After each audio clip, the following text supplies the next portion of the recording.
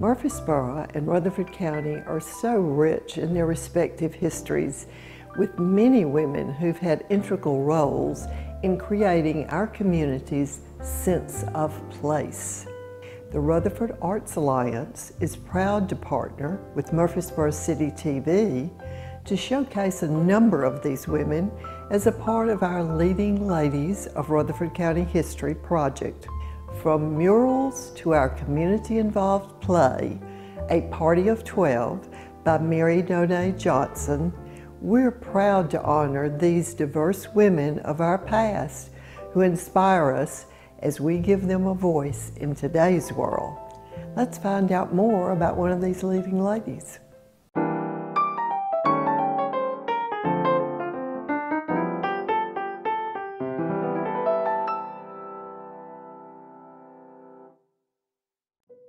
Murfreesboro native Mary Noailles Murfree found her fame in the literary world. Born in 1850, Murfree penned a number of novels and short stories under the pen name Charles Egbert Craddock. She's also the great-granddaughter of the city's namesake, Colonel Hardy Murfree. We find out more about Murfree's life from descendant Jenna Murfree DeJean. Jenna, I'm so glad that we are getting together to talk about one of Murfreesboro's famous women, writers, and your relative. And we're here in your mom and dad's home with a lot of her memorabilia right around us. So let's talk about Mary, and her middle name is pronounced Noailles. That's how the family has pronounced it. Noailles, and it is spelled Noailles. So that's been a point of controversy over the years, I think. So we want to make sure we get that straight. And her sister also had that name, Fanny. Yes. And her full name was? Fanny Noailles Murfree. Murfree. So interesting. Yeah. Now tell us about where they lived. So they were both born in Murfreesboro, and their family had an estate over there, I guess you would say near the Boys and Girls Club, that area off of Memorial and Medical Center Parkway. So that was their family homestead. And they lived in that house until Mary was about 11 years old. And during the Civil War, it was used as a hospital, and unfortunately the house did not withstand the Civil War. So that's when their family moved. And that's interesting that they both had that same name in their names. Interesting. So tell us what some of your family ideas and stories are about Mary Noailles.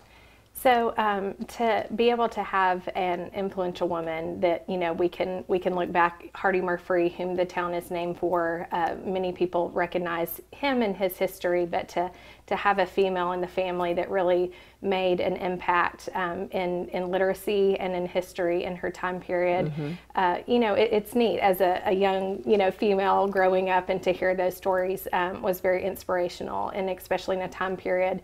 As many know, you know, she wrote under the surname of a man because women were not recognized as being able to be that forward thinking and be a publicist, you know. And so I think me growing up, I was the only girl in our family out of all of our cousins, and I just know that was very important to me to have that, you know, family member that I could use as an inspiration. And that male name that she used, Charles Craddock, we have a study club in the Murfreesboro area that is recognizing her through their club activities and so forth, the Craddock Study Club. So Jenna, one other question that's kind of intriguing is with the French term that we've chatted about in her name, the Noailles, and the fact that she went to a finishing school in Philadelphia that was French and studied French.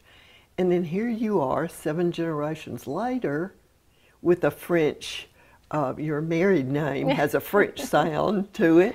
What's that connection, do you think? I don't know what the connection is. I know that Noailles, they were based in South France, and when the French Revolution happened, their family, they were nobility, and so they moved to England. And then Rachel Noailles is kind of our connection. She moved to North Carolina and married, I think it was Matthias Brickle Murfree, and so that's how that Noailles name comes into our family. Okay. But many family members I was discussing with my dad kind of carried that Noailles name.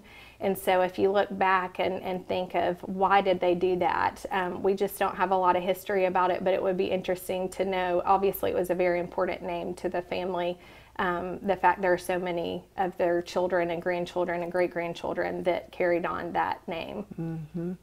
And the other name connection that I've got interest in from your family standpoint is your maiden name of Murfree, M-U-R-F-R-E-E, is used in the name of our community, Murfreesboro. So tell me about that connection. So Colonel Hardy Murfree was a colonel in the Revolutionary War under George Washington, and he was very instrumental in the Battle of Stony Point. And back then, our country, obviously, you know, we were getting started and didn't have a lot of money to award to, you know, our war heroes, and so they would give land grants. And so he actually lived in Murfreesboro, North Carolina. And 5 of his children moved here to Murfreesboro, Tennessee, to start their, you know, settle and start their family, because a big portion of Murfreesboro, as well as Franklin, was part of that original land grant. So there's many neat places. Oakland's Mansion was one Sally Murfree land, and she married Dr. Manny. And Uxor Hill, which now we know as Bellwood, that was another family homestead here. And then Grant Lands, which we, you know, Mary and her sister Fanny grew up. And then there's one on Main Street as well, the yellow, I think it's a Patterson House is what they call it now, but across from Junior's Foodland. So a few are still standing, but a neat story that the children came and settled here. An interesting fact about your family has to do with the intrigue of Beersheba and Mont Eagle and the whole mountain life thing, which Mary used as a theme of many of her books. So particularly in the Beersheba area, and now your family for several generations have been had summer homes in Mont Eagle area. So that's an interesting family connection. Dynamic. Right, yes. Right. So back in Mary's time, and even, you know, for generations after, we did not have air conditioning. And as we all know, you know, Murfreesboro can get pretty hot in the summer, so they would escape and go to Beersheba, where, you know, sometimes it's 20 degrees cooler there, and go in the summertime. So that's something that a lot of people in the South and in our area would escape to the mountains. And it's just, it's a beautiful place if people haven't gotten a chance to go and see the University of the South and Beersheba and Mont Eagle, that area. So we kind of continued that tradition with my grandparents would go as children, and my dad would go, and we would stay at the Mont Eagle Sunday School Assembly, which is a neat little place that it's faith-based, but they have youth staff, and you know, you got to go with your grandchildren, and but we've just kind of continued that tradition. The Murfree family has been able to preserve many of Mary Noailles' literary works, including books with her signature inside. Jenna, I'm amazed at how much material you have of hers. And I mean, she wrote a lot of books, didn't she? She did. She did. She was most famous for In the Tennessee Mountains, this one, which has that great dialect that she was so famous for. Wow. So, and this from her time in Beersheba, right? Okay, that's where she got pulled in her inspiration. So it's neat to look in and see her. And her signature. Oh, and it has her autograph in here too. May of 1885. Wow. Isn't that fun? And it's so neat to see some of these clippings that were mailed from different publishers. So this one was from the Times in Denver, and going over some of her stories. And so I just think it's so neat to pair this with the book and read a little bit about what different people have critiqued and said about her book. So that's so neat. We were kind of putting those together earlier. And this is one of the ones in the Tennessee mountains. Yeah, this is from the Boston Journal in 1833, which is so neat. And it says, the boys of the Tennessee Mountain are portrayed in Charles Edward Craddock's appreciative manner in Down in the Ravine, a story first published in a Wide Awake and now in a convenient form by Huffington Mifflin and Company, which the Mifflins, I wonder if there's a connection. Well, probably. Probably. So these are so neat to read and just get a little snippet of. And tell me about these. So I'm assuming that these are her original manuscripts. So you can see how, obviously back then you would have to handwrite and then do a typewriter of some sort, but it looks like they went through and hand edited there, yeah. So the different pages, so it's so neat to see just the process of what writers had to go through. And you know, it's not just the story comes out. There's so much involved in getting a book published and going back and forth with the different edits. And you know, we just don't, as readers, I feel like, appreciate everything that goes into that finished product. And the other factor, and of course we've talked about her writing under the Charles Edward Craddock male-sounding name, and so for a good bit of time her work with her publisher, it was all in written form. Right. Not telephone calls. Right. Or texts. Right. And they really thought she was a man. And probably one of the reasons she got published so easily. Right. Right. And then how did they learn? There's a story, I think, there. There is. So she actually had to travel and go meet in person. And so when she walked into the meeting, that's when it was unveiled that she was actually a female. So as some of the reviews that we were looking at had in parentheses, Miss Murfree. So it was neat to see that kind of transition from her being, you know, keeping that surname, because that's how she, you know, created a following and people knew who she was, but then also bringing in that she was a female and making that connection. I thought that was very progressive in that time period. And being a single female, she traveled to New York with her father and her sister, right? Interesting. Interesting on that. And one of the stories that we had talked about that I love so much and was when President Roosevelt came through Murfreesboro, Tennessee, and he was on the train and he yelled out, what was it? Where's Craddock? That's who I want to see. Right. And just how neat that a president, a very prominent president of our United States, came through our town, and that was something that he remembered and wanted to meet her. So I thought that was a neat story. Well, it showed how popular she was at the time on depicting the people from the mountains, particularly. And I think I understand that most of her collection of papers and so forth are at Emory University Library now.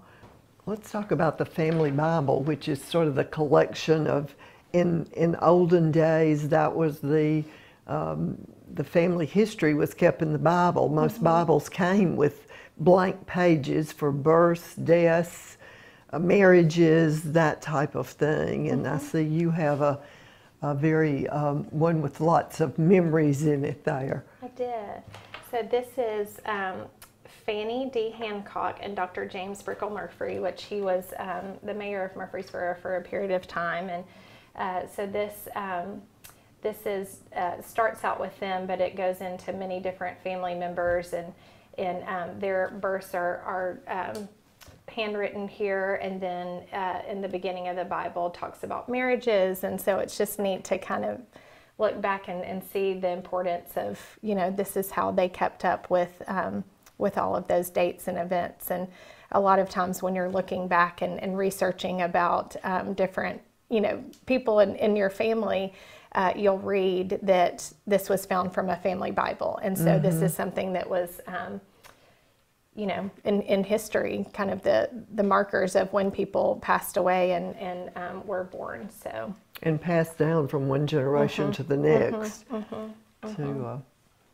to keep that history.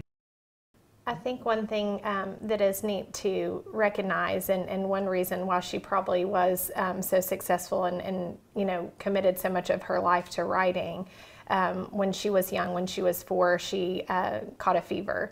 And so that I know is depicted in the play that y'all are doing, of that she, you know, had a disability, and so she wasn't able to walk as well and had a cane, and so that'll be, you know, depicted in the play. But as you can see in the portrait behind us, this is Mary Noailles and her sister Fanny, and she is seated. And that was one thing that was always communicated to me, was that that's why she was seated in that portrait. And Mary's the older child in the portrait there with the long curls and so forth. And I think you mentioned another portrait that we're going to talk about too. Is that the sister's portrait? So we actually have her parents' portrait. So William Law Murfree and Franny Priscilla Dickinson Murfree. So their portrait was also painted by William Cooper, and is in Mom and Dad's front hallway. And so it's neat to have the parents and then the daughters kind of, you know, in the same space. So Fanny then was named after her mother. Her mother. Sister Fanny, that's why I was thinking. Okay, interesting. But she wasn't the first daughter. Right. Oldest daughter. Kind of interesting, okay. And also, there's a big book.